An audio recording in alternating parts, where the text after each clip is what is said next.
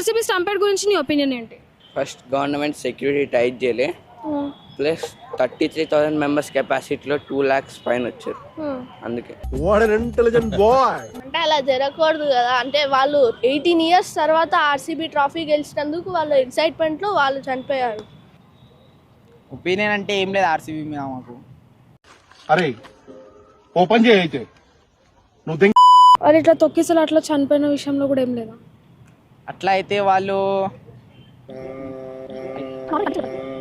RCB మీద opinion ఎలాగెలాగా RCB మీద opinion question మర్చిపోయేవా? సరే, ఆర్సీబీ స్టంపేడ్ పైన మనం చనిపోయారు కదా, దాని మీద చెప్పండి. దాని మీద మనం ఏం చేయలేము, వాళ్ళకి అట్లా రాసి పెట్టిందో అట్లా అయింది వాళ్ళకి, అంతే. ఏమిటి అంత మాట అన్నారు? లాస్ అయినందుకు వాళ్ళకి పేమెంట్ ఇచ్చినారు కదా. హైయెస్ట్ ఫ్యాన్ బేస్ ఉన్నది ఆర్సీబీకే.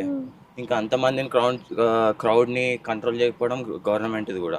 స్టాంపేడ్ గురించి అంటే ఐపీఎల్ బ్యాన్ చేద్దామని కాదు, కానీ ఏంటంటే people should have more awareness about it. That's what I want.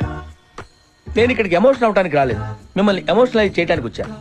అది వాళ్ళ టీం మీద ఉన్న అభిమానంతో వాళ్ళు వచ్చింది. అది మేనేజ్మెంట్ రెస్పాన్సిబుల్, అది వాళ్ళని చూసుకోవడం. కాబట్టి వాళ్ళు ఏం చేయలేకపోతే ఫ్యాన్స్ నేమ్ అనలేము, టీం నేమ్ అనలేము.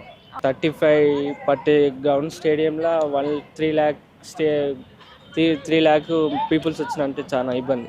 గవర్నమెంట్కి ఇబ్బంది, ప్లేయర్స్కి ఇబ్బంది. దానివల్ల 11 members 15 members అంటే ముందే సెట్ చేసుకోవాలి. అంత క్రౌడ్ వస్తుంది, ఆర్సీబీకి ఫ్యాన్ బేస్ ఎక్కువ ఉంది కాబట్టి ముందే సెట్ చేసుకోవాలి. కానీ అది గవర్నమెంట్ చేయలేవు. వాళ్ళు తెలిసి కూడా చేయకపోతే వాళ్ళే తప్పే, గవర్నమెంట్. ఓకే.